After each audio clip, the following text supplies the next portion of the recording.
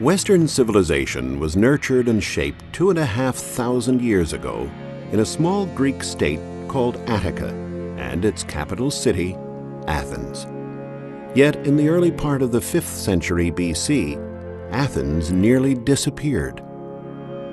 The Acropolis, one of the most famous places in the world, was in ancient times the political and religious center of the city, its very heart. But in 480 BC, the Acropolis was burnt to the ground. The brave warriors of Athens had been overwhelmed by an invading army of 1 million Persians under the command of the dreaded Xerxes I, the great king of Persia. It seemed as if the city of Athens was dead. And yet, in the next 50 years, Athens emerged as the cultural capital of the entire Greek world, the cradle of current Western scientific and humanistic thought. The Acropolis of Athens was rebuilt in such a grand manner that it contained some of the finest temples and monuments in the world, like the awe-inspiring Parthenon.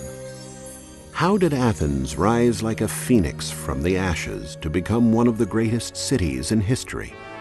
And who were the leaders, architects, and artists that gave this city its special aura, virtually unmatched to this day?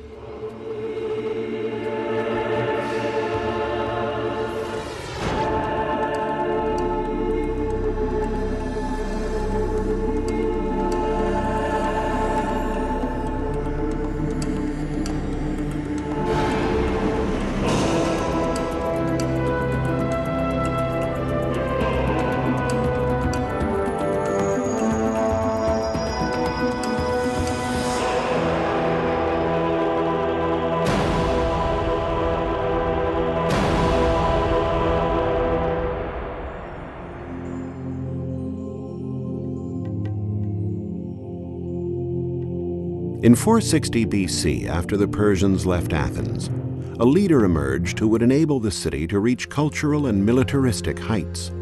His name was Pericles, and he is credited not only with major democratic reforms, but in rebuilding a powerful army and creating some of the greatest monuments of all time. Under Pericles' 30-year rule, the Acropolis the Persians destroyed was rebuilt in a glorious manner. Its principal building was the great Parthenon, but the hill was filled with dozens of smaller temples, each a masterpiece of design and execution. Pericles led the city through a golden age, which would make the name of Athens immortal. This was the era of artists, like the sculptor Phidias, the time when philosophers like Socrates and Plato sought eternal truths.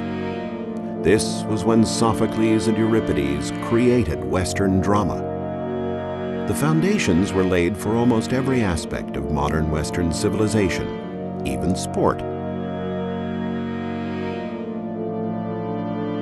Though Pericles succumbed to a deadly plague which decimated a quarter of the Athenian population, his accomplishments live on.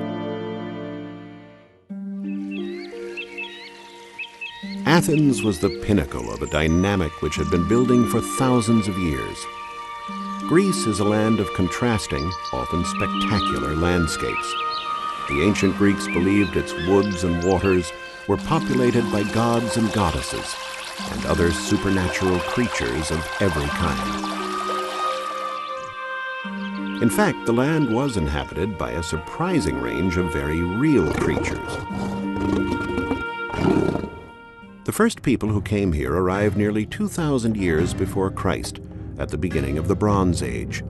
They belonged to a branch of the great Indo-European stock that migrated from the vast plain stretching from Europe to Asia.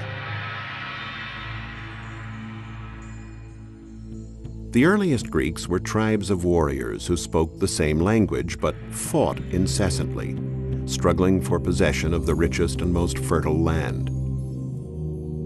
The first settlements were primitive rural communities. Then, between 1500 and 1200 BC, there was a general population boom. Magnificent palaces arose. They were an appropriate setting for mythical and legendary stories like those from the poet Homer, and adventure yarns like the voyage of the Argonauts and the trials of Heracles. Many of these stories are more fiction than fact, but one was thought to be real, Homer's epic tale, the Iliad, which told of the war of the Greeks against Troy. Troy was the city that fell to a horse filled with Greek warriors. But was there ever really such a city? For thousands of years, Troy and the Trojan War were thought to be only a myth. Then, beginning in 1870, Heinrich Schliemann, an amateur German archaeologist, began to unearth the ruins of Troy. The city had indeed been destroyed by a great coalition formed by the major city-states of continental Greece. It was a rare coalition. The ancient Greek city-states were usually in a constant state of war with each other.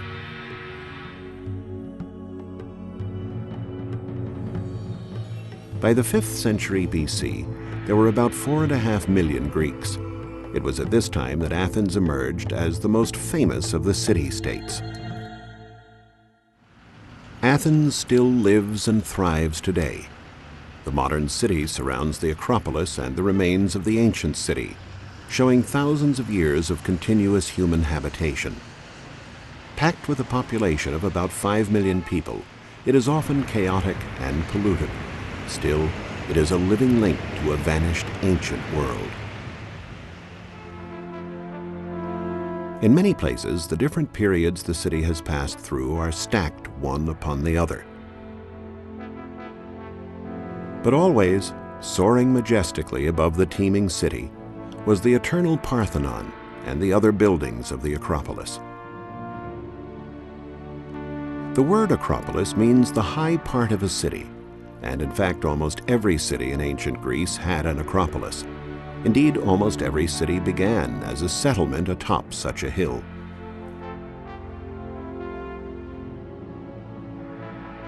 Such sites were natural forts, protection against marauding beasts and enemy armies. Even as the ancient city grew and spread, the Acropolis was where the most important people lived. The Acropolis was where philosophy was debated and government conducted.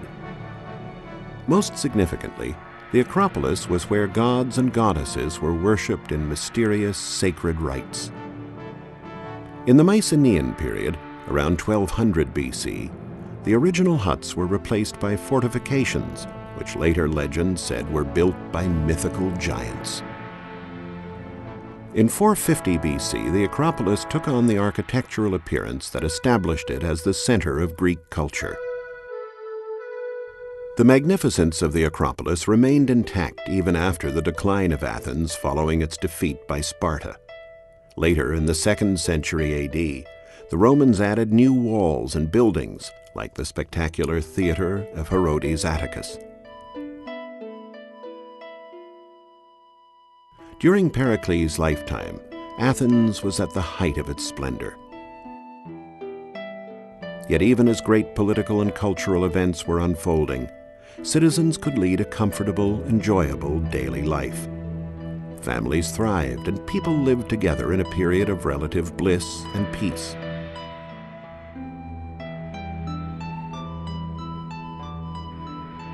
The Athenians, like all ancient Greeks, were a pious people. They believed in the power of the gods to help them or harm them, so religious festivals were held throughout the year. The head of a family would make periodic sacrifices to the gods.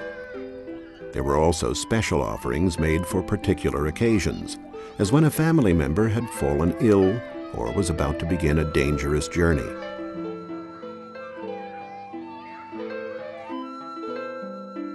The regular festivals climaxed every 4 years with a great procession to the Acropolis. This was the Pan-Athenia, honoring Athena, the city's protector. All residents, no matter what their rank or occupation, would have been part of the joyous procession.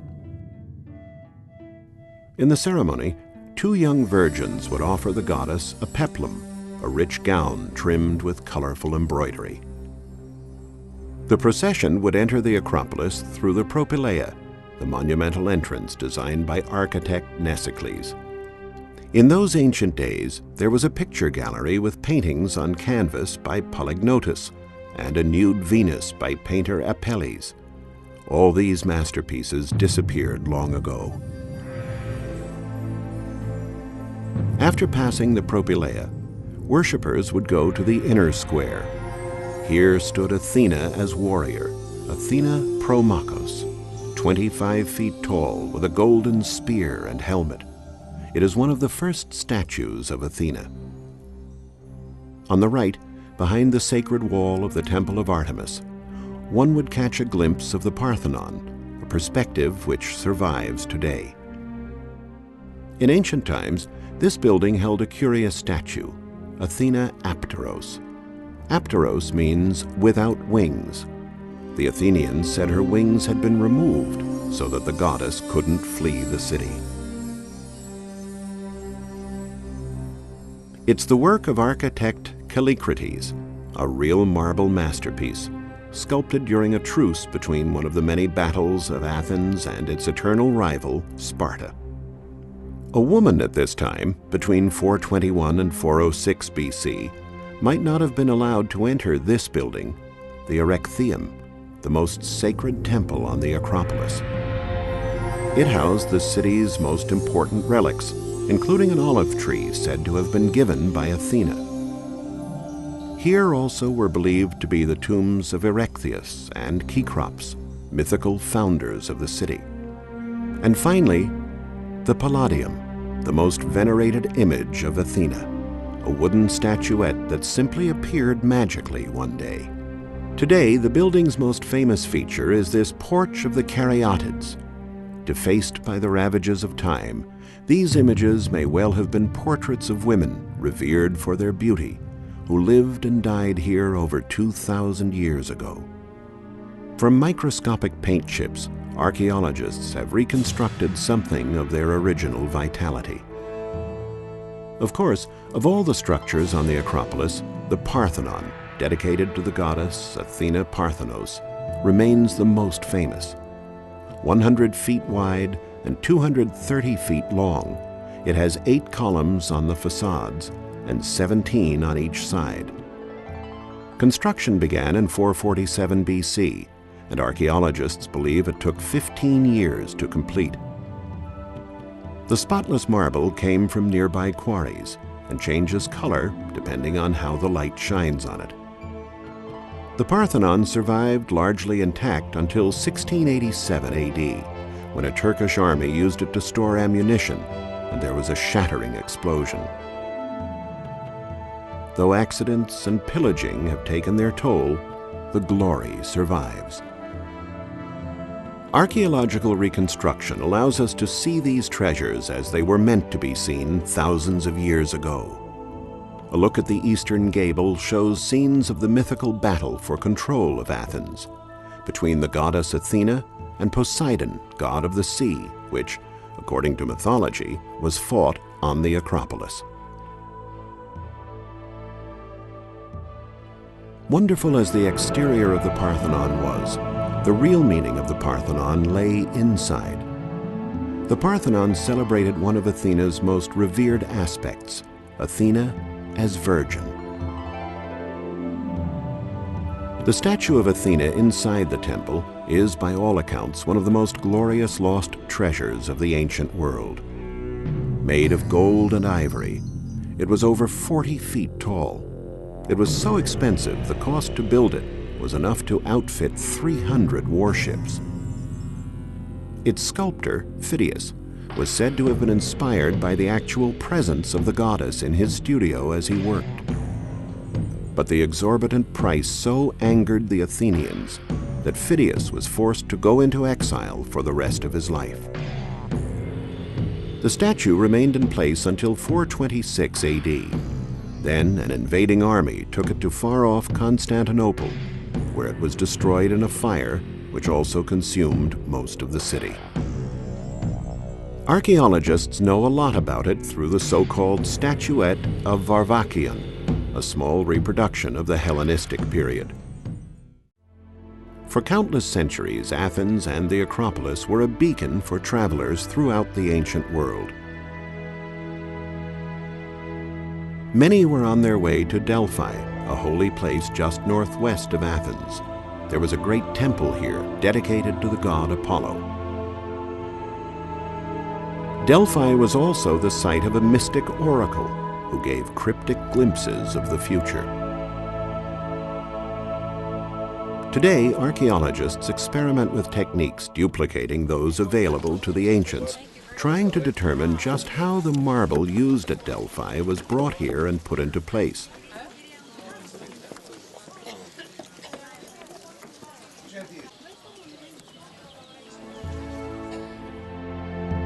This was built by the people of Athens in thanks for their great victory against the Persians at the Battle of Marathon in 490 BC.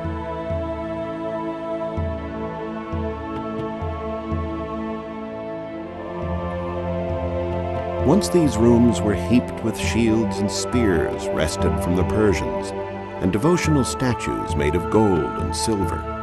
But of course, all these treasures are long gone. Greek women at this time would have visited Delphi, adorned with jewelry and other ornaments. They would have scented themselves with perfume made from herbal extracts like mint, sesame, and cumin, and even worn lipstick. An ordinary day for a family began at dawn. Breakfast for adults and children alike was usually a little bread dipped in wine. As the day went on, the wife would attend to the children and the house, while the husband left for a more public life. Athens offered an almost infinite variety of diversions for a male citizen of the upper classes. Unburdened by regular employment, he could visit and drink with friends, while his wife stayed quietly at home.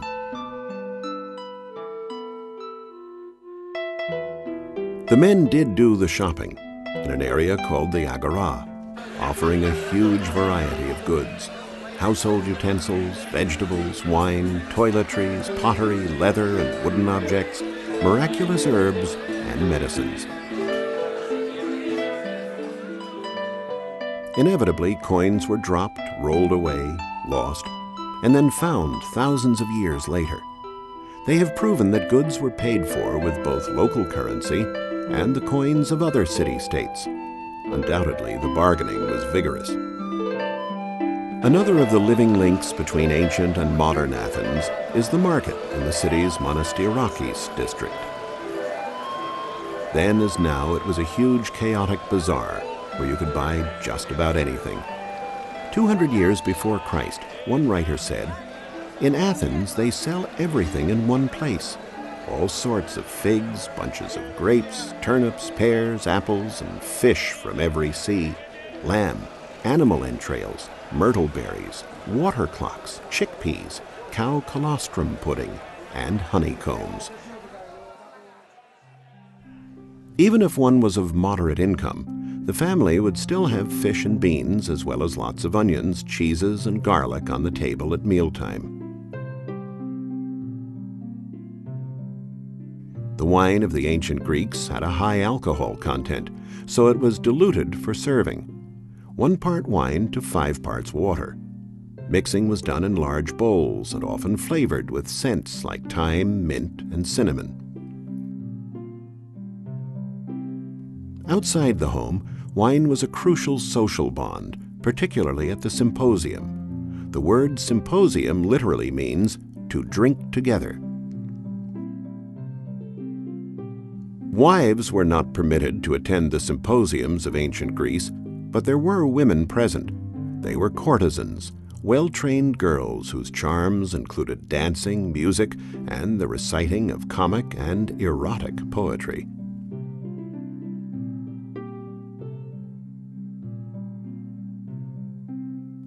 Prostitution was so important in ancient Athens, the great lawgiver Solon included it in his rulings. The trade was concentrated in Kerameikos, a section by the Dipollon Gate, one of the city's most important. The district was also famous for the thousands of craftsmen and artists who produced beautiful pottery, decorated with characteristic black and red figures. Pottery traded throughout the ancient world.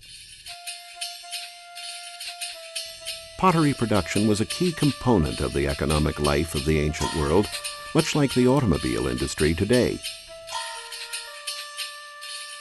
Potters and kilns kept busy 24 hours a day meant prosperity. In large measure, the life of Athens depended on what went on here. In another part of the city, the Agora, with its stoa, was a major center for local trade. Built in the 2nd century BC, it became another living link to the past when it was fully rebuilt in 1953. Today, it is the prestigious home of the Agora Museum.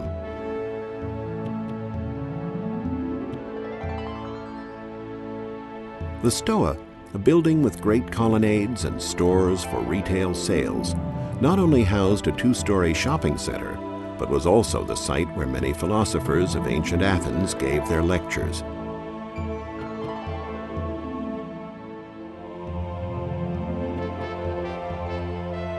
There were only male philosophers, no women, and men only were allowed to attend the lectures.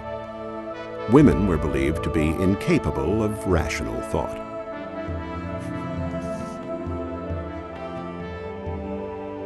At the center of the Agora stood the Tholos Prytanea, erected during the 5th century BC with a diameter of 60 feet. This is where the Senate of Athens used to gather to debate the issues of the day, what laws to pass, what rival states to ally with, which to fight. Should Socrates be put to death for preaching sedition? The senators were able to continue their sessions into the night because beds were brought in to make their stay more comfortable.